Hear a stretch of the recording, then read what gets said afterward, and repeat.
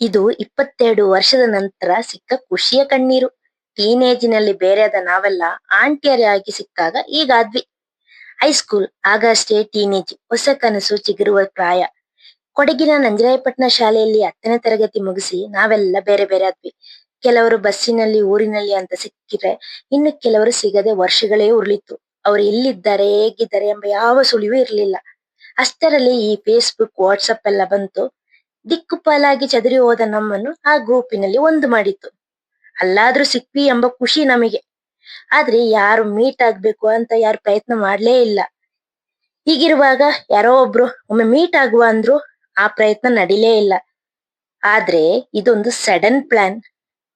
ಇದ್ದಕ್ಕಿದ್ದಂತೆ ಒಂದು ladies group form ಆಗುತ್ತೆ. ಆ ಫಾರ್ಮ್ ನಲ್ಲಿ ಅರ್ಚನಾ ಬರ್ತಿದ್ದಾಳೆ.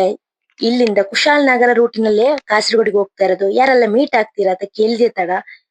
ಕೆಲವರಿಗೆ ಬರಕ್ಕೆ ಆಸಕ್ತಿ ಇದ್ರು ಏನೋ ಕಾರಣ ಕೊಟ್ರು, ಇನ್ನು ಕೆಲವರಿಗೆ ಗಂಡರ ಪರ್ಮಿಷನ್ ಸಿಗಲ್ಲ. ಹೀಗಿರುವಾಗ ನಾವೆಲ್ಲ ಬರೋರು ಬರ್ಲಿ ಅಂತ ರೆಡಿ ಆದ್ವಿ. ಹೀಗೆ ರೆಡಿಯಾಗಿ ಅವಳನ್ನ ಮೀಟ್ ಮಾಡಕ್ಕೆ ಹೋಗೇ ಬಿಟ್ವಿ. ಒಬ್ರು ಮಂಡ್ಯದಿಂದ ಬಂದ್ರು, ಮತ್ತೊಬ್ರು ಬೆಂಗಳೂರಿಂದ ಬಂದ್ರು. ನಾವಿಬ್ರು ಇಲ್ಲಿಂದ ಹೀಗೆ ಹೋಗಿ ಅವಳನ್ನ ಭೇಟಿ ಆದ್ವಿ. ತುಂಬಾ ಖುಷಿ ಆಯ್ತು. ನಿಜ ಹೇಳ್ಬೇಕಂದ್ರೆ ಇದೊಂದು ಟ್ರೂಲಿ ರಿಫ್ರೆಶ್ಮೆಂಟ್ ಫೀಲ್ ನಮಗೆ. 30+ ನಂತರ ಇಂಥ ಒಂದು ಮೀಟಿಂಗ್ ಎಲ್ಲ ತುಂಬಾ ಅವಶ್ಯಕ ಅನಿಸುತ್ತೆ ನಮಗೆ. ಯಾಕೆಂದ್ರೆ ನಮ್ಮನ್ನ ಸಾಕಷ್ಟು ಮೆಮೊರಿಗಳಿದೆಯಲ್ಲ, ಆ ಮೆಮೊರಿಗಳೇ ನಮ್ಮನ್ನ ತುಂಬಾ ತುಂಬಾ ಖುಷಿಯಾಗಿಡುತ್ತೆ.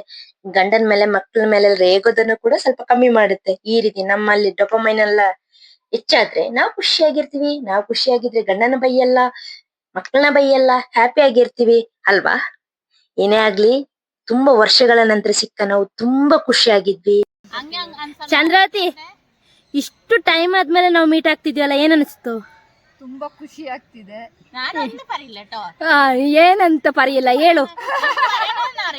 ಯಾಕೆ ನಿಂಗೆ ಖುಷಿ ಆಯ್ತಾ? ನಾನು ಅರ್ಚನಾ ಮತ್ತೆ ಯಶು, ನಾವು ಆಲ್ಮೋಸ್ಟ್ 22 ವರ್ಷ ಆಯ್ತಲ್ಲ ಮೀಟ್ ಆಗಿ. ಏನ್ ಅನಿಸ್ತು? Unexpected meet. ಅಲ್ಲ, ಏನ್ ಅನಿಸ್ತು? ಈ ಸೋಷಿಯಲ್ ಮೀಡಿಯಾ ಎಲ್ಲ ಇಲ್ಲದಿದ್ರೆ ನಾವು ಮೀಟ್ ಆಗ್ತಿದ್ವಾ? ಕಷ್ಟ ಇತ್ತಲ್ಲ, ತುಂಬಾ ಕಷ್ಟ ಇತ್ತು. ಪ್ಲಾನ್ ಮಾಡಿ ಬರೋದು. ಇವಾಗ ಇವ್ಳು ಮೆಸೇಜ್ ಮಾಡಿದ್ಲು ಮೀಟ್ ಆಗೋಣ ಅಂತ. ಹೇಗಿದ್ರು 25th ಮೀಟ್ ಆಗೋಣ ಅಂತ ಒಂದು ಅದು ಎಲ್ಲರಿಗೂ ಲೀವ್ ಇರುತ್ತೆ, ಅವಾಗ ಮೀಟ್ ಆಗೋಣ ಅಂತ ಅನ್ಕೊಂಡ್ವಿ. ನನಗೊಂದು ಗಿಫ್ಟ್ ಸಿಕ್ತು ನನ್ನ ಬರ್ಡೇಗೆ. ಇದು ಈಗ ನಾವೆಲ್ಲ ಒಂದೊಂದು ಹಂತ ಆಗಿ, ಈಗ ನಂಗೆ ಕ್ಲೋಸ್ ಆಗಿ ಬರುವಾಗ ಹೈಸ್ಕೂಲು ಕನೆಕ್ಟ್ ಕಮ್ಮಿ ಇತ್ತು, ಆದ್ರೆ ಡಿಗ್ರಿ ಮತ್ತೆ ಮಾಸ್ಟರ್ ಡಿಗ್ರಿ ತುಂಬಾ ಕನೆಕ್ಷನ್ ಇದ್ರು. ಈಗ ನಾವು ಈಗ ನಾವು ಪುನಃ ಈ ಸೋಷಿಯಲ್ ಮೀಡಿಯಾ ವಾಟ್ಸಪ್ ಎಲ್ಲ ಬಂದ ಮೇಲೆ ಕನೆಕ್ಟ್ ಆಗಕ್ಕೆ ಸ್ಟಾರ್ಟ್ ಆದ್ವಿ. ಈಗ ನಮಗೆ ಅಂದ್ರೆ ಆ ಟೀನೇಜ್ ಅಲ್ಲಿ ಕಂಡಿದ್ದು, ನಾವು ಭೇಟಿಯಾಗಿದ್ದಾಗ ನಮ್ಗೆ ಟೀನೇಜ್ ಮೆಮೊರೀಸೇ ನಮ್ಮ ಹತ್ರ ಇರೋದು. ಸೊ ಈಗ ನಾವು ಈಗ ವಯಸ್ಸಾಯ್ತು, ನಾವೆಲ್ಲ ಏನೋ ಆಲ್ಮೋಸ್ಟ್ 35+ ಆಗಕ್ಕೆ ದಾಟಿ ಆಯ್ತು. ಇವಾಗ ನಮ್ಗೆ ಆ ಮೆಮೊರೀಸ್ ಎಲ್ಲ ಏನ್ ಅನಿಸುತ್ತೆ ಅಂದ್ರೆ, ಆ ಕಾಲ, ಈಗ ನಮ್ಮ ಮಕ್ಕಳೆಲ್ಲ ಈಗ ಅದೇ ಏಜ್ ಇದ್ದಾರೆ, ನಾವು ಬಿಟ್ಟ ಕಾಲದಲ್ಲಿ ಇದ್ದಾರೆ. ಸೊ ಅವ್ರನ್ನ ನಮ್ಮನ್ನ ಕಂಪೇರ್ ಮಾಡಿದಾಗ ನಮ್ಗೆ ಏನ್ ಅನಿಸ್ತುಂಟು? ಅವ್ರನ್ನ ನಮ್ನ ಕಂಪೇರ್ ಅಲ್ಲ, ಇವಾಗ ಅದೇ ಏಜ್ ಅಲ್ಲಿ ನಾವು ಟೀನೇಜ್ ಅಲ್ಲಿ ಇದ್ವಿ, ಜೊತೆಗಿದ್ವಿ. ಅದಾದ್ಮೇಲೆ ಕಾಲೇಜ್ ಅದು ಇದು ಅಲ್ಲಿ ಬೇರೆ ಕಡೆ ಹೋದ್ವಿ. ಮತ್ತೆ ಮೀಟ್ ಆಗುವಾಗ ನಮ್ಮ ಮೈಂಡ್ ಮತ್ತೆ ಅದೇ ಇದಕ್ಕೆ ಹೋಗ್ತಾ ಉಂಟಲ್ಲ. ಇಷ್ಟು ವರ್ಷ ಆಗಿದೆ, ಇಷ್ಟು ಏಜ್ ಆಗಿದೆ, ಏನು ಗೊತ್ತಾಗ್ತಿಲ್ಲ. ಸೇಮ್ ಲೈಫ್ ಅದೇ ಮತ್ತೆ ತಲೆಯಲ್ಲಿ ನಾವ್ ಇನ್ನೂ ಅಲ್ಲೇ ಇದೀವಿ ಅಂತ ಅನ್ಸುತ್ತೆ. ಅಲ್ಲಿಂದಾನೇ ಕಂಟಿನ್ಯೂ ಮಾಡ್ತಾ ಇದೀವಿ ಅಂತ. ಇಲ್ಲಿ ಈ ಏಜ್ ಇಂದ ಅಂತ ಅನ್ಸಲ್ಲ, ಆ 16 years ಇಂದಾನೇ ಮತ್ತೆ ಕಂಟಿನ್ಯೂ ಆದಂಗ ಅನ್ನಿಸ್ತಾ ಇದೆ. ವಾವ್.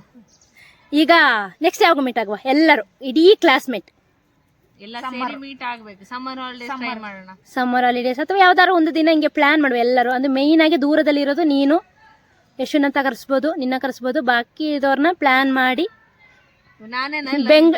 ಎಲ್ಲರಿಗಿಂತ ದೂರ ಇರೋದು ಈಗ ಸದ್ಯದ ಪ್ರಕಾರ ನೀನೊಬ್ಳೆ. ಬಾಕಿ ಎಲ್ಲ ಬೆಂಗಳೂರು ಆಸುಪಾಸು ಆಸುಪಾಸಲ್ಲೇ ಇರೋದು. ಒಮ್ಮೆ ಪ್ಲಾನ್ ಮಾಡುವ, ಎಲ್ಲರೂ ಸೇರಿ ಮೀಟ್ ಆಗುವ.